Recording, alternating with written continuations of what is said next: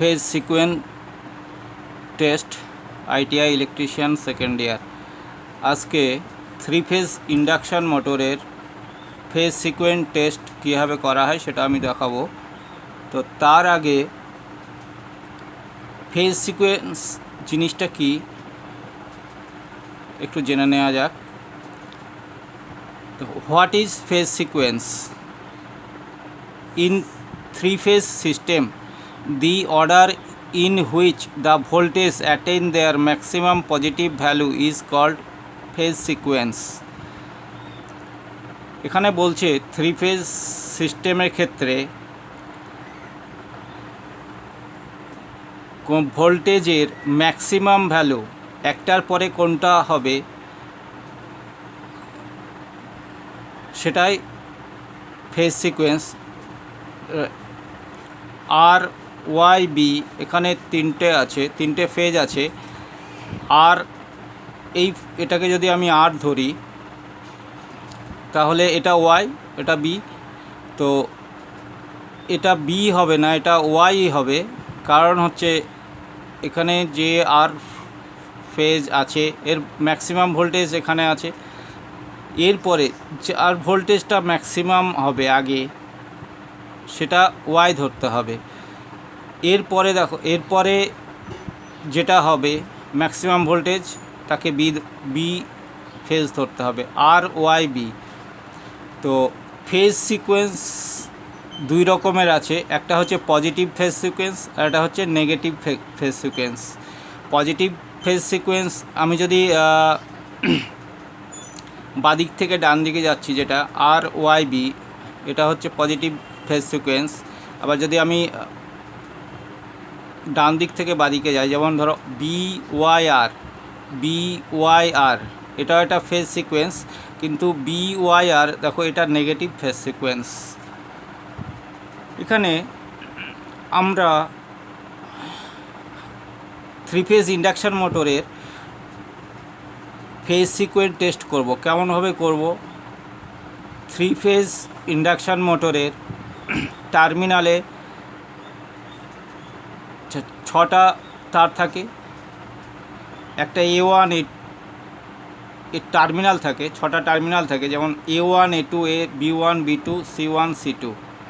তো আমাদেরকে দেখতে হবে আমরা কেমনভাবে টেস্ট করব, যেটা এটা A1 আর এটা B1 বা এটা C1।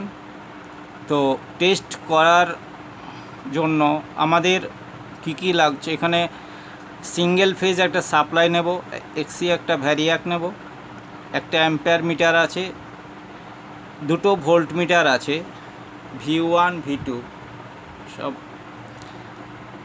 তো এখানে দেখো A1 B1 C1 A2 B2 C2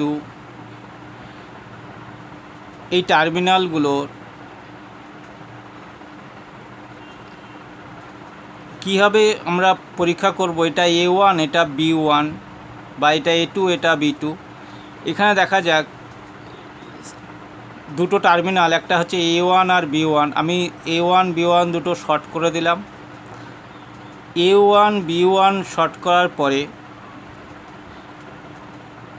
আমরা A2 B2-র মাঝখানে একটা ভোল্ট মিটার কানেক্ট করে দিয়েছি। আর এখানে দেখো ইনপুটের ক্ষেত্রে ফেজ আর নিউট্রালে আমরা একটা ভোল্ট মিটার কানেক্ট করেছি।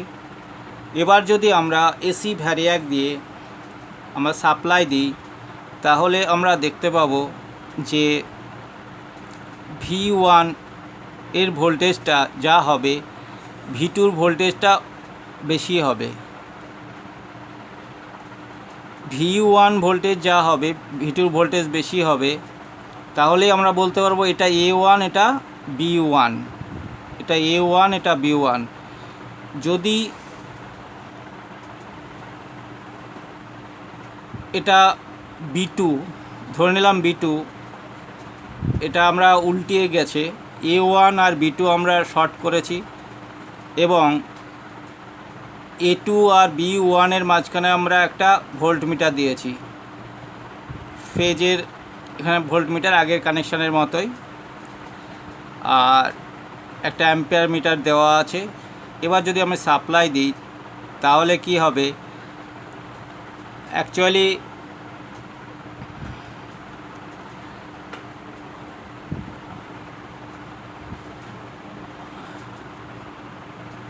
এবার সাপ্লাই যদি দিই তাহলে কি হবে, V1 এর ভোল্টেজটা বেশি হবে, V2 এর ভোল্টেজটা কম হবে।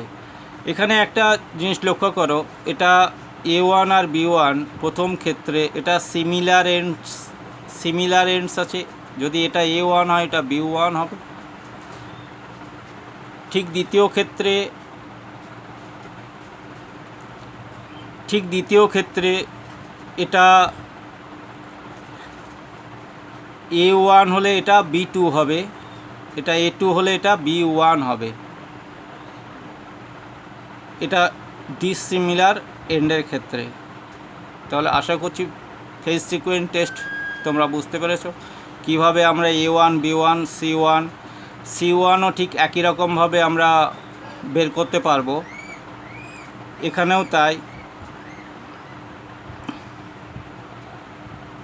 A2 B1 C2, হ্যাঁ, এইভাবে আমরা কি করতে পারি, আমরা 3 ফেজ ইন্ডাকশান মোটরের টার্মিনালগুলো